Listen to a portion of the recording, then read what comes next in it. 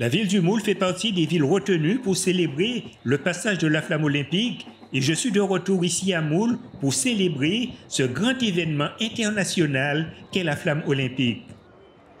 Une flamme olympique que j'avais découvert lors de mes reportages ici au Festival de Cannes.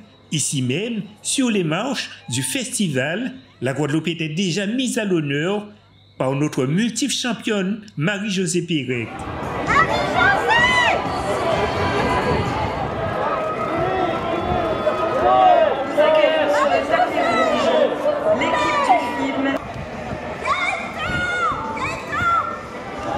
D'accueillir sur le tapis rouge la flamme olympique qui fait un détour exceptionnel du parcours officiel du relais, triple champion olympique de canoë-slalom qui monte les marches avec des athlètes paralympiques qui se préparent aux Jeux et des athlètes de renom.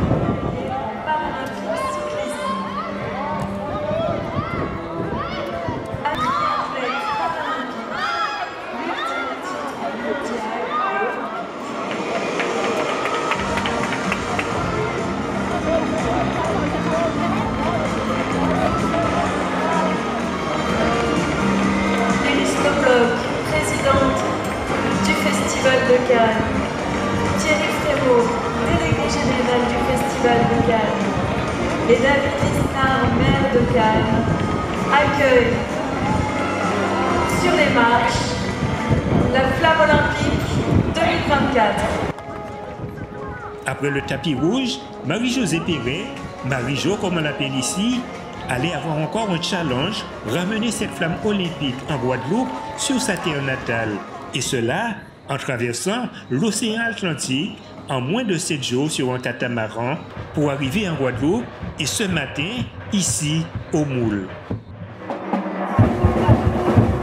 Depuis les premières heures de la matinée, la ville du Moule était envahie de manifestations organisées par toutes les associations culturelles et sportives de la ville. Notre ville, la ville du Moule, c'est une ville qui est dotée d'infrastructures et c'est une ville qui est très sportive.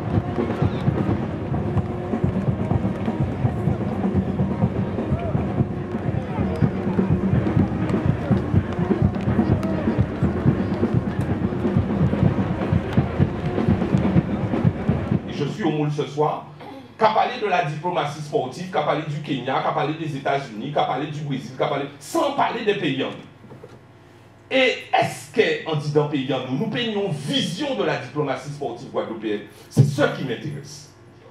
Avant de faire quelque chose, il y a d'abord la conceptualisation. Et la conceptualisation, c'est quoi? Si on décide de mettre en œuvre une diplomatie sportive guadeloupéenne, c'est qu'on va dire qu'on veut cultiver un patriotisme guadeloupéen sans jurer maman la France. Aimer et célébrer les Jeux Olympiques ne veut pas dire aimer la France, mais de participer à une grande manifestation sportive internationale qui a lieu tous les 4 ans.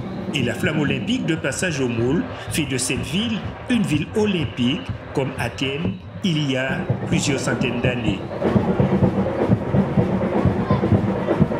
Ah ben, nous sommes très heureux que la flamme s'arrête dans notre belle commune Le Moule. Et nous remercions toute l'équipe qui ont fait ce choix-là. Comment ça a été décidé? Alors là, je ne peux pas te dire. Au départ, j'ai entendu qu'il faut payer beaucoup d'argent pour que la flamme passe dans les communes. Et après, nous avons été sollicités pour nous dire que la flamme passera le 15 juin chez nous. Nous sommes heureux. Il y a eu l'organisation avec la préfecture, la direction, la Dragesse du sport. Et Monsieur Chingan, la régie des sports, le Chingan, l'adjoint au maire responsable du sport, ils ont fait leur réunion et ainsi la flamme arrive aujourd'hui. Donc les manifestations ont débuté depuis ce matin vers 9h et le clou final, ça sera place de la Liberté. Beaucoup de monde très tôt ce matin, la ville du Moule est carrément embouteillée, la ville une belle du Moule manifestation. Et toutes les associations, qu'elles soient des associations culturelles, culturelles, oui, il y a le carnaval, il y a la communauté indienne, il y a la communauté... le quadrille, il y a tout. Tout est là, la fanfare. Ah mais le Moule est en fête. Nous sommes heureux. Voilà. Merci. C'est un moment de liesse et un moment de liesse, un moment de joie, un moment de vivre ensemble. Ok, merci. Il est bientôt 10h40 et la flamme olympique arrive à Visostri pour être allumée sous les yeux de milliers de spectateurs venus ici et impatients de la découvrir.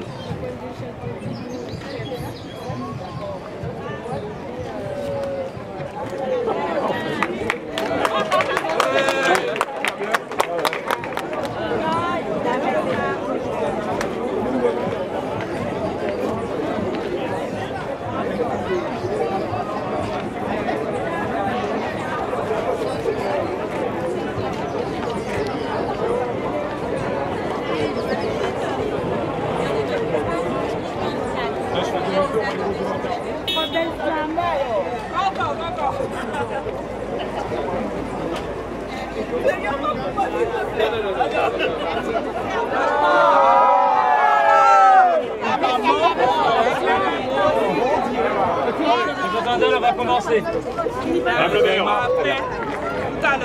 On va allumer, il y aura le temps. On va faire la paix. Bien. Allez, on va allumer la flamme. Il va falloir reculer un petit peu, messieurs, dames. Ouais. Attendez.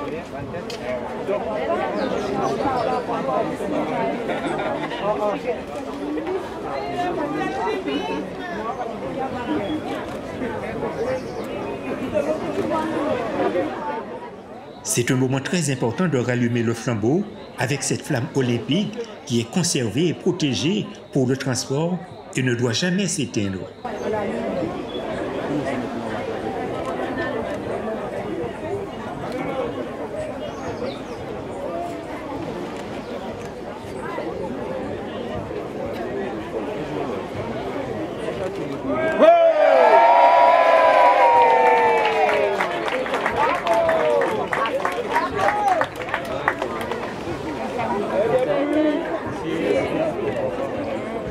Voilà.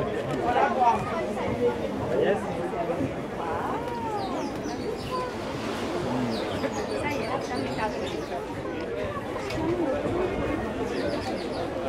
Provisant, on va s'occuper de photo, tu peux, voilà. Allez,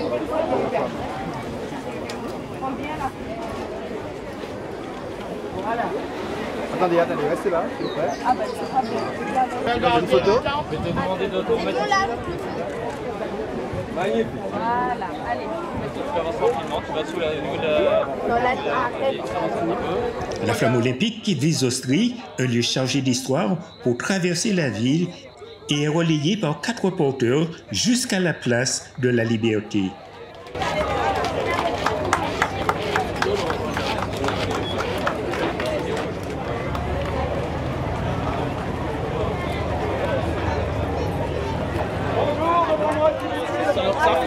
Ça freine.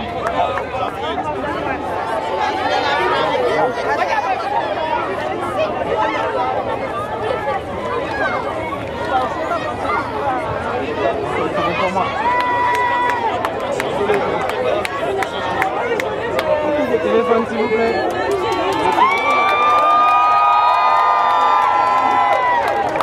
Ça a été un super moment. J'ai vécu l'allumage de la flamme, du flambeau au Moule. Et j'étais la première relayeuse. On a fait ça sur un endroit historique à Visostri et franchement beaucoup d'émotions, beaucoup de soutien, beaucoup de personnes, beaucoup de familles. C'est vraiment un honneur de porter ces valeurs-là avec tout le protocole et toute la symbolique qu'il y a derrière. Alors, qui êtes-vous et pourquoi vous avez été là pour porter la flamme à Moule? Alors, je m'appelle Agnès Crochemar-Galou. Je suis docteur en pharmacie, mais je suis aussi ancienne sportive de haut niveau en volley. J'ai pratiqué le volleyball jusqu'au niveau élite, c'est l'équivalent de la Pro B en hexagone. Et actuellement, je suis pratiquante de beach volley. Et j'ai également une activité entrepreneuriale en lien avec le sport. Donc, j'ai créé le laboratoire Natillé, qui est un laboratoire qui crée des soins pour accompagner les tensions du quotidien et les blessures sportives avec les plantes de la Caraïbe. Rappelez-nous le nom. Laboratoire Natillé, c'est au Moule même.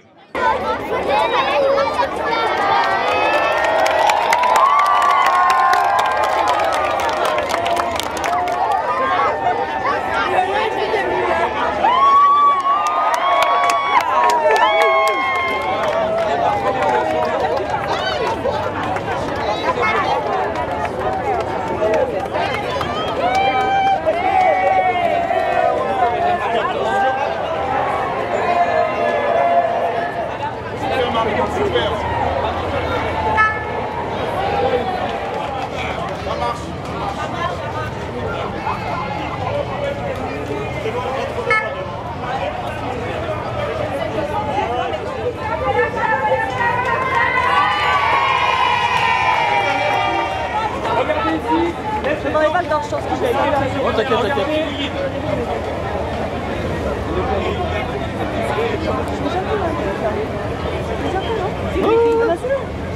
Non, mais t'as bien fait, t'as bien fait. On l'a fait sortir de l'autre côté, elle revient au milieu.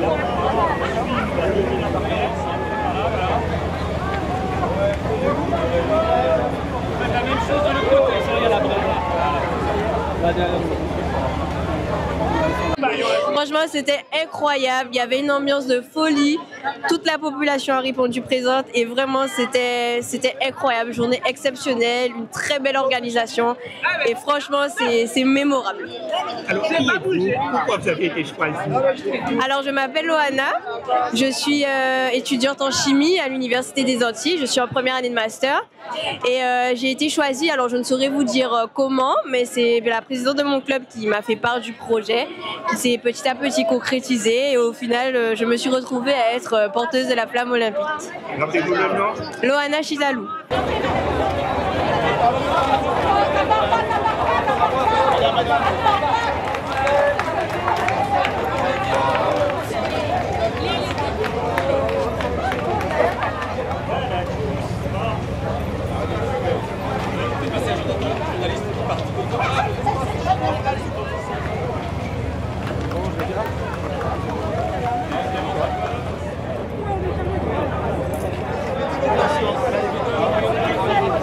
On regarde ici.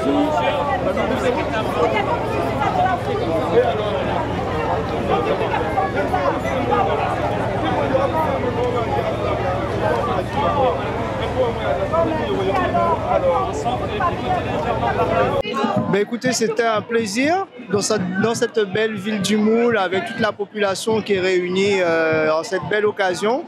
Avoir en plus la flamme en Guadeloupe, c'est magnifique. Et au Moule encore plus. Donc c'était un plaisir et un honneur pour moi de le faire. Alors, qui êtes-vous? Pourquoi vous avez été sélectionné? Comment? Alors, moi je suis Loïc Kayassi, donc je viens de Saint-Martin. Enfin, mes parents sont originaires, enfin ma mère est d'origine du Moule. Je viens de Saint-Martin, je suis éducateur sportif football pour le développement du foot féminin à Saint-Martin. Donc c'est à cette occasion, entre autres, que j'ai été sélectionné. Alors, rappelez-nous le nom, qui êtes-vous? Kayassi Loïc. Merci, Kayassi. Ouais, c'est bon. On se décale, s'il vous plaît. S'il vous plaît. On se décale. Mettez-vous sur le trottoir, s'il vous plaît. Doucement.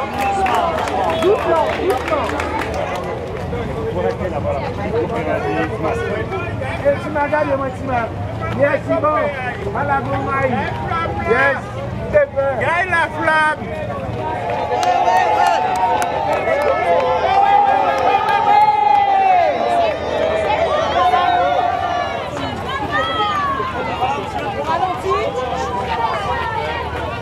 On se décale, s'il vous plaît.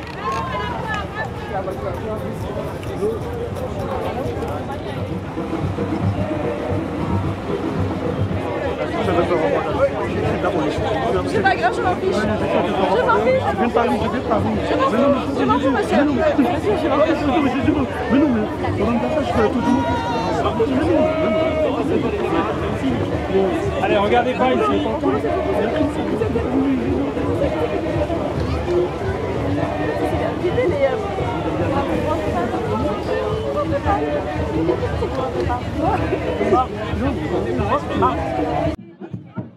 Avec beaucoup d'émotions. Beaucoup d'émotions. Je me suis encore posé la question, waouh! Waouh, quelle symbolique! Alors, qui êtes-vous? Comment avez-vous été choisi? Je suis Fabrice Golapcan. J'ai eu un appel du service des sports de la mairie du Moule en me demandant si ça m'intéressait d'être porteur d'un flamme. Et comme je dis tout le temps, j'ai dit, mais pourquoi? Je ne vois pas qu'est-ce que j'ai fait de plus qu'un autre pour être porteur de flamme. Donc j'ai demandé un laps de réflexion et après j'ai répondu par la positivité et j'ai dit bon allez, pour le moule, c'est le moule que je mets en lumière, c'est les sportifs mouliens que je mets en lumière et c'est l'amour du moule que je mets en lumière. Merci beaucoup.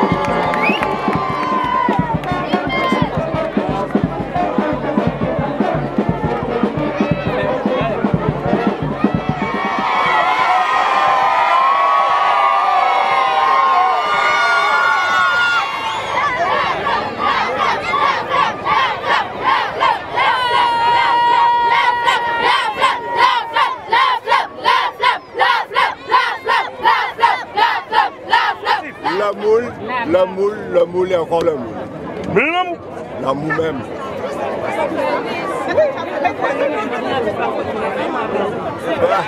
L'arrivée de la flamme était présentée au public la veille par des rencontres et des débats. Je vous laisse découvrir quelques extraits.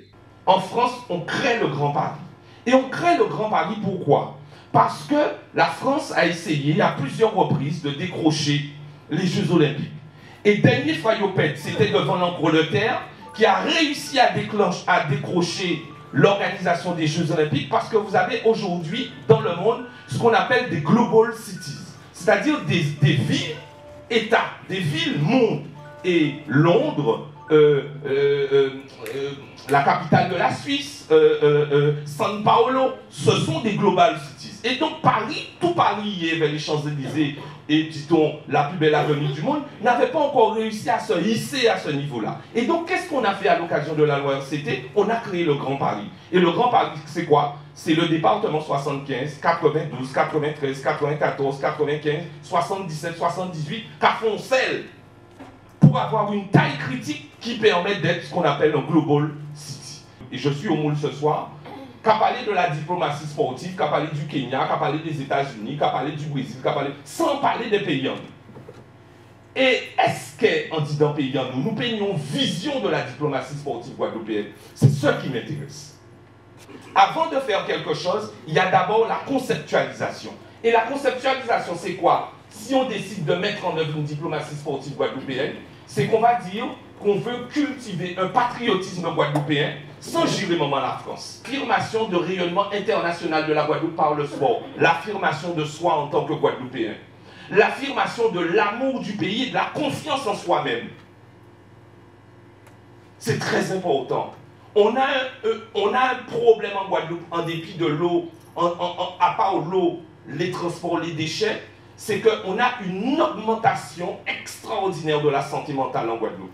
Et je reste persuadé, sans être psychiatre, que la manière de penser P-A-N-S-E-R, ce mal-là, psychiatrique qui est en train de toucher le plus de Guadeloupéens, c'est le patriotisme guadeloupéen, c'est l'affirmation de rayonnement guadeloupéen, c'est l'affirmation de l'amour du pays, de la confiance en nous-mêmes. Nous pas moins ce monde qui prend qualité monde. Sur le plan stratégique, je me disais qu'il peut y avoir une contribution des membres des équipes nationales à la grandeur de la Guadeloupe.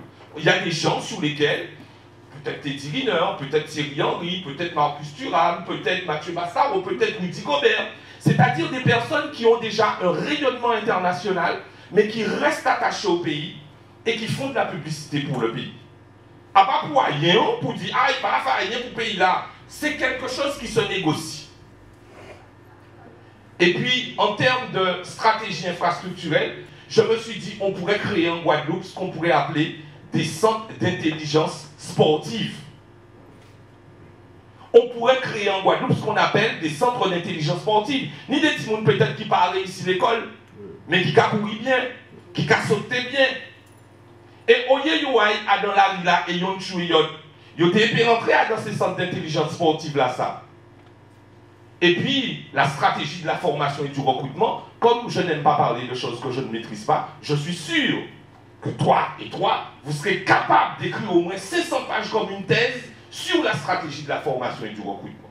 L'alpha et l'oméga de tout, c'est que le sport peut être un moyen de création de ressources économiques par l'impact de grands événements. Voilà, mesdames, messieurs, ma modeste contribution en tant que Guadeloupéen, en remerciant encore M. Sylvestre d'avoir pensé à moi et à mon collègue Joël Rabouteur, à l'Université de la Guadeloupe, pour dire qu'il y a des gens dans le pays qui peuvent penser le pays.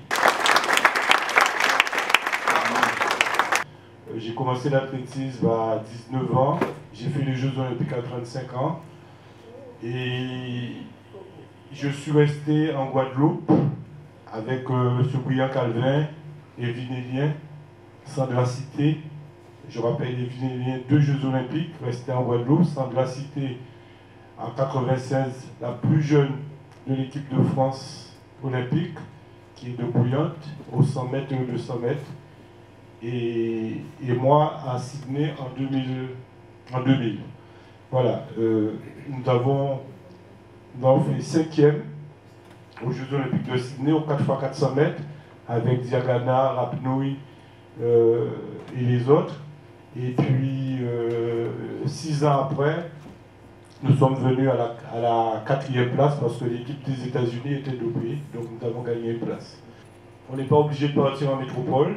Bon, après, il y a ceux qui parlent par rapport aux études, par rapport à d'autres choix stratégiques. Moi, j'ai fait le choix de rester et j'étais persuadé qu'en restant en Guadeloupe, en s'entraînant en Guadeloupe, qu'on pouvait rester, qu'on pouvait rester, préparer dignement les jeux, en tout cas toutes les grandes compétitions. J'ai fait 5 championnats du monde, 6 championnats d'Europe, et je n'ai pas été ridicule dans aucune de ces grandes compétitions, toujours tout en restant en Guadeloupe. Aujourd'hui, de 1936 jusqu'à 2021, la Guadeloupe a fourni 103 Olympiens et Paralympiens à la France. Et parmi ces 103 Olympiens, il y a eu 65 médailles. Et faute de tous ces chiffres que je vous ai donnés, je me ferai l'honneur de voir Tony Estanguet tout à l'heure. Je vais le voir au pavillon de la ville pour lui exposer ces choses-là et dire qu'on ne peut pas faire sans la Guadeloupe. Avec tout ce qu'on peut faire, c'est pas, même si on est en France, parce qu'il y a aussi un club des Olympiens français, mais j'ai constaté qu'il y avait cette particularisme de la Guadeloupe, ce particularisme, et j'ai jugé utile de le mettre en lumière parce qu'il n'y a pas d'autres régions en France qui peuvent se prévaloir d'avoir autant de sportifs et autant de champions sur un si petit territoire. Alors, c'est vrai que la Guadeloupe dispose d'un potentiel naturel exceptionnel pour la pratique des sports de loisirs, des sports et loisirs de nature. Donc, on parle beaucoup de sport tourisme, on parle de sport de pleine nature, et c'est vrai qu'on est au Moule, donc vous avez un spot qui est connu mondialement, dont on parle à l'international. Donc j'étais dans un colloque il n'y a pas très longtemps, d'ailleurs à Madrid, en visio, où on parlait justement donc, du spot d'Amancourt. Et ça m'a fait très plaisir d'ailleurs de savoir qu'il y a une reconnaissance en fait internationale. Et c'est vrai qu'on passe tous les jours, mais on ne s'en rend pas compte. Et la notion d'image dont tu parlais, de notoriété, passe aussi par là, j'en parlerai après. Il existe des sports culturels. Une course de canot à voile, par exemple, canot traditionnel, TGVT, c'est quoi ça? C'est bien une tradition. Donc, les bœufs tirants, par exemple, c'est du sport culturel. Donc, quelque part, il y a effectivement un lien de causalité et il n'y a pas une opposition à faire, mais il y a une complémentarité entre le sport et la culture. Alors, c'est vrai que qui dit sport dit aménagement. Alors, je regardais dernièrement les revenus versés aux 10 plus grands sportifs. Tu parlais tout à l'heure de Jordan, etc. Mais c'est impressionnant. Et comment Air Jordan, qui a créé sa marque de vêtements, parce que vous savez que la vie d'un sportif, c'est limité dans le temps. À partir de 35-40 ans, bon, on commence déjà à décroître, la forme baisse, et forcément, eh bien, il faut déjà anticiper. Donc ils ont gagné beaucoup d'argent, ils ont tout dilapidé, et aujourd'hui, il faut un accompagnement. Il faut véritablement que ces gens-là soient accompagnés pour gérer leur argent. Alors, il est un pourvoyeur d'emploi et d'activités économiques pour la Guadeloupe, soit de manière directe, soit de manière indirecte, et notamment au niveau donc, du commerce et du tourisme. On estime entre 2,3 à 3,1 millions de spectateurs, ce qui est énorme, malgré la conjoncture, parce que pour l'instant, bon, j'entends dire que beaucoup de gens ne confirment pas, mais on estime quand même que la fourchette basse, 2,3, 3,1. Donc, les Jeux Olympiques, 64% de spectateurs français, 36% de spectateurs étrangers. Pour les Paralympiques, 83%, 17%, 90 000 représentants de la famille olympique, des médias, des volontaires, des ITER. 62% des volontaires viennent de l'extérieur, de l'île de France, et dont 21% d'étrangers. Et je sais qu'il y a même des Guadeloupéens qui ont été sélectionnés pour participer à cette grande fête du sport. La flamme olympique a baigné le Moule dans une ivresse collective le temps d'une matinée et peut-être pour ne jamais y revenir.